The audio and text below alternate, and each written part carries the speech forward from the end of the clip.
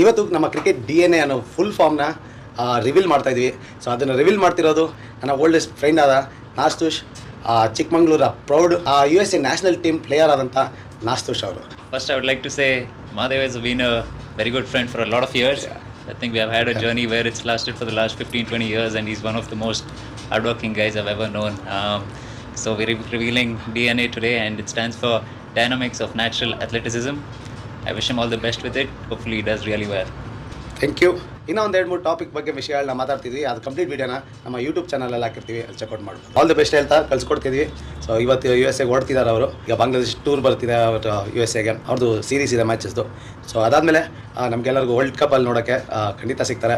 So India against ಆಡೋಕ್ಕೆ ನೋಡೋಕ್ಕೆ ಸಿಗ್ತಾರೆ. ಸೊ ನಮ್ಮ ಕನ್ನಡದ ಹುಡುಗ USA ನ್ಯಾಷನಲ್ ಟೀಮ್ಗೆ ಆಡ್ತಿದ್ದಾರೆ. ಸೊ ನಮ್ಮ ಕಡೆಯಿಂದನೂ ಕೂಡ ಎಂಕರೇಜ್ ಖಂಡಿತ ಮಾಡೋಣ. So all the best, do well, make us proud. Thank you, sir.